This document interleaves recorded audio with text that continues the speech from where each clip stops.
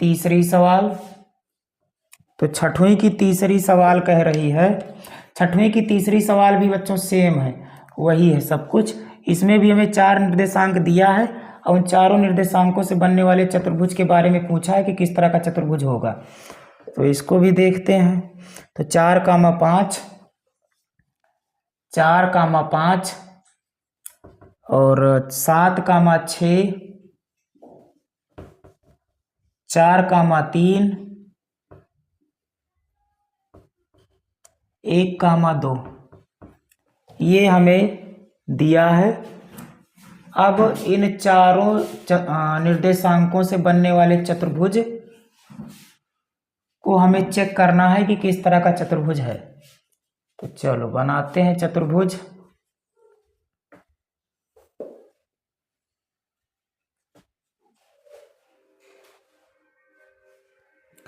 तो चतुर्भुज को मान लेते हैं बच्चों ए, बी, सी और डी।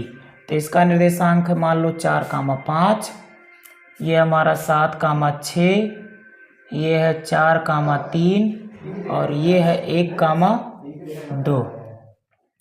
अब ए बी सी डी सब निकालेंगे तो इसको हम मान लेते हैं x1, y1 और इसको हम मान लेते हैं x2, y2। तो अब निकालेंगे भाई हम ए बी। तो ए बी निकालने के लिए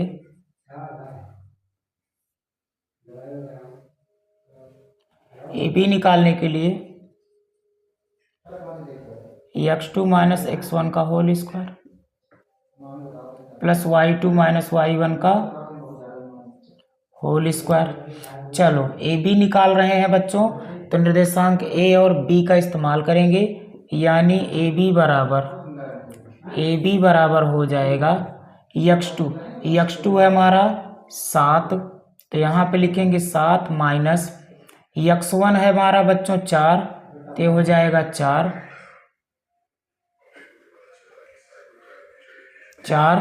घात 2 है तो घात 2 लगाओ प्लस y2 है बच्चों 6, तो 6 हो गया माइनस y1 है 5, तो 5 लिखा, घात 2 है तो घात 2 लगा दिया।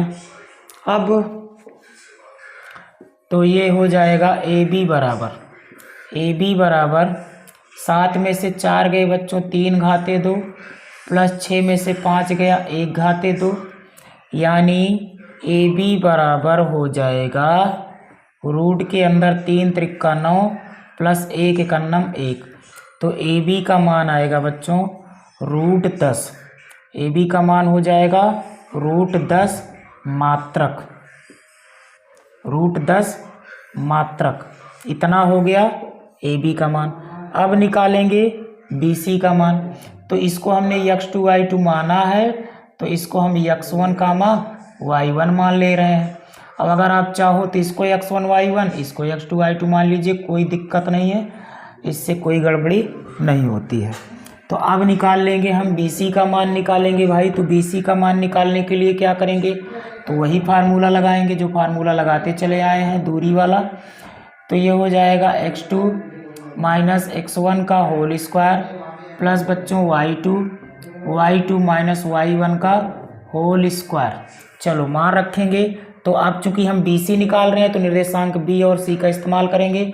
तो ये हो जाएगा बी सी बराबर अंडर रूट x2 है बच्चों हमारा 7, तो यहाँ हो जाएगा 7 माइनस है सूत्र में तो माइनस लगाएंगे, x1 4 है 4 लिखो, घात 2 है घात 2 लगाओ प्लस y2 है 6, तो 6 लिखा, माइनस है माइनस लगाएंगे, y1 है 3 तो 3 लिखेंगे, घात 2 है तो घात 2 लगाएंगे। अब इसको हम आगे सॉल्व करेंगे भाई।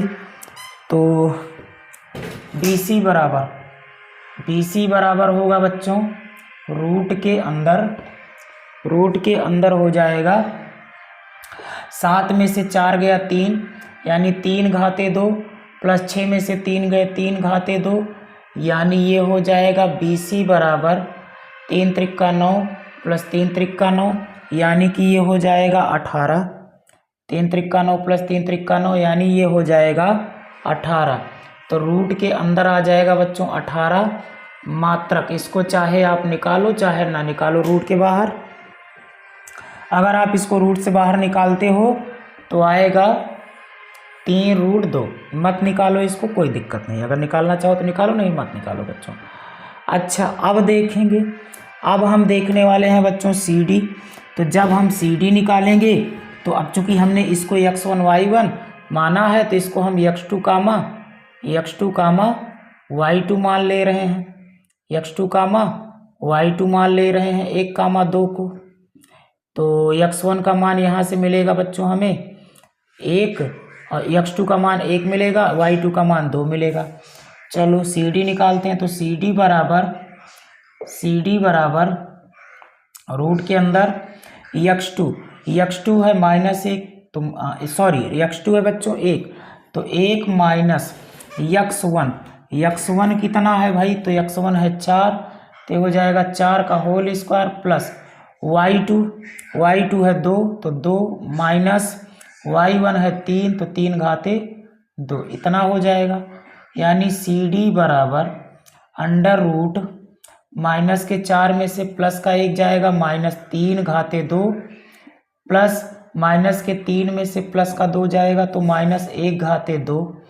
यानी CD बराबर हो जाएगा माइनस प्लस 3 त्रिक्का 9, माइनस प्लस 1 इकन्ना में 1, यानी CD बराबर हो जाएगा बच्चों √10, √9 मात्रक। इतना हो गया CD का मान। अब हम निकालेंगे AD का मान। तो AD का मान निकालने के लिए निर्देशांक A और निर्देशांक D का इस्तेमाल करेंगे। तो चूंकि हमने इसको x1 y1 इसको हमने x2 y2 मान रखा है, तो अब हम AD निकालेंगे। तो AD बराबर रूट के अंदर सेम फार्मूला बच्चों, x2 - x1 का होल स्क्वायर, माइनस प्लस, और ये हो जाएगा y2 माइनस y1 का होल स्क्वायर। तो ये हो जाएगा y2 माइनस y1 का होल स्क्वायर। चलो मान रखेंगे इसमें, तो ये हो जाएगा AD बराबर रूट के अंदर x2 कितना है बच्चों, तो x2 आपको दिख रहा होगा, x2 है 1, तो यहाँ पे लिखा 1 माइनस x1 है 4, तो हो जाएगा 4 घाते 2 प्लस, ये प्लस है, प्लस हम बढ़िया बना देते हैं, ये प्लस है, y2 है 2, तो 2 लिखेंगे, माइनस है माइनस लगाएंगे, और y1 5 है तो 5 लिखेंगे, और घात 2 है तो घात 2 लगाएंगे बच्चों, एज इट इज चीज़ें उतार देंगे। अब यहाँ आ जाएंगे तो AD बराबर रूट के अंदर माइनस के 4 में से प्लस का 1 जाएगा, तो -3 घाते 2, -3 घाते बच्चों 2, और माइनस के 5 में से प्लस का 2 जाएगा तो माइनस का 3 बचेगा यहाँ भी, तो -3 घाते 2 हो जाएगा। तो AD बराबर हो जाएगा रूट के अंदर माइनस प्लस 3 त्रिक्का 9, और प्लस माइनस प्लस 3 त्रिक्का 9, तो हम देख रहे हैं कि AD का मान भी रूट के अंदर बच्चों 18 आ रहा है। अच्छा, अब इससे क्या निष्कर्ष निकलेगा, अब हम लोग इस बात को देखने वाले हैं। तो हमने देखा कि जो हमारा AB भुजा थी, इसको हम समीकरण 1 मान ले रहे हैं, ये 10 थी। BC भुजा बच्चों रूट 18 थी, इसको हमने 2 मान लिया। फिर से हमारी CD भुजा रूट के अंदर 10 आई है, और बच्चों हमारी AD भुजा रूट के अंदर 18 आई है। यानी कि जो हमारी AB भुजा है, ध्यान से समझो, तो भुजा AB बराबर है, भुजा AB बराबर है भुजा CD के, भुजा AB भुजा CD के बराबर है बच्चों, और भुजा BC भुजा AD के बराबर है। तो इसकी सम्मुख भुजाएं समान हैं, इसकी सम्मुख भुजाएं, सामने आमने सामने की भुजाएं बराबर हैं, और अगर किसी भी चतुर्भुज की आमने सामने की भुजाएं बराबर होती हैं तो वह चतुर्भुज आयत कहलाता है बच्चों। तो यहाँ पे हम लिखेंगे, कहेंगे चतुर्भुज की सम्मुख भुजाएं समान हैं। यहाँ लिखते हैं, कहेंगे समीकरण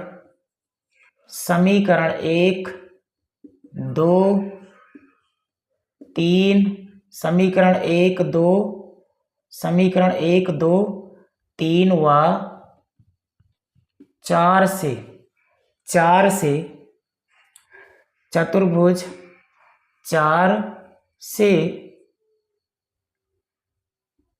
चतुर्भुज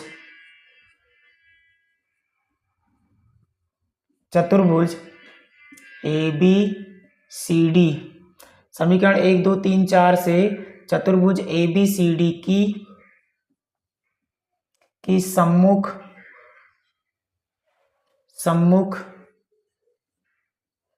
सम्मुख भुजाएं समान हैं, अतः